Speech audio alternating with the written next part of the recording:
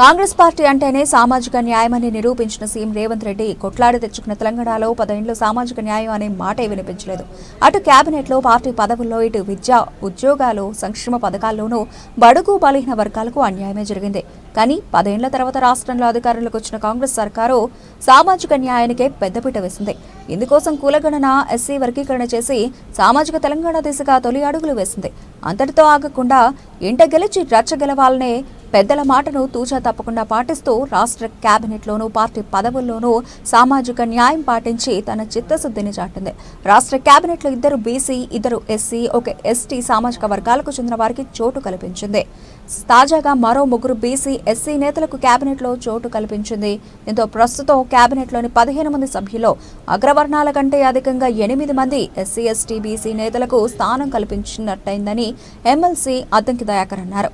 ఈరోజు బీజేపీ ప్రభుత్వం దేశంలో అధికారంలో ఉన్న తర్వాత రాజ్యాంగానికి ప్రమాదం వచ్చిన ఈ పరిస్థితుల్లో రాజ్యాంగ పరిరక్షణ బాధ్యత కాంగ్రెస్ పార్టీ, మా నాయకుడు ఎల్ఓపి రాహుల్ గాంధీ గారు తీసుకోవడం, రాహుల్ గాంధీ గారి యొక్క ఆలోచనలను ముందుకు తీసుకుపోవడానికి కాంగ్రెస్ పార్టీగా మేమంతా ఒక కమిటీని ఏర్పాటు చేసుకున్నప్పటికి కూడా దీంట్లో ప్రజా సంఘాలను, మేధావులను, సివిల్ సొసైటీ నుంచి ఏవైతే ఇంటలెక్చువల్స్ ఉన్నారో వాళ్ళందరినీ కూడా దీంట్లో ఇన్వాల్వ్ చేసుకోవడంతో పాటు ఆదివాసీ, గిరిజననే కాకుండా దళిత, బడుగు బలహీన వర్గాలకు రాజ్యాంగం యొక్క ప్రాధాన్యతను వివరించడానికి పెద్ద ఎత్తున కార్యక్రమాలు జిల్లా స్థాయి నుంచి, నియోజకవర్గ స్థాయి నుంచి, మండల స్థాయి వరకు తీసుకుపోతే బాగుంటుందని ఒక ఆలోచన వచ్చింది. కాబట్టి దీన్ని ముందుకు తీసుకుపోవడానికి పార్టీగా మేము ఒక కోఆర్డినేటర్గా, ఒక ఫెసిలిటేటర్గా ఉంటూనే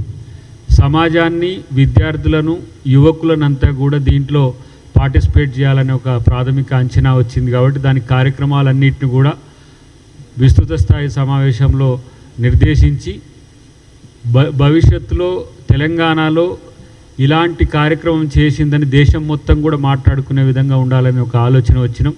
చివరికి రాజ్యాంగ పరిరక్షణ మహాసభ పేరు మీద ఒక పెద్ద ఎత్తున రాజ్యాంగంలోని అంశాలన్నీ కూలంకుషంగా ఉండేటట్టుగా ఒక 1,00,000 పైచిలుకు పుస్తకాలు కూడా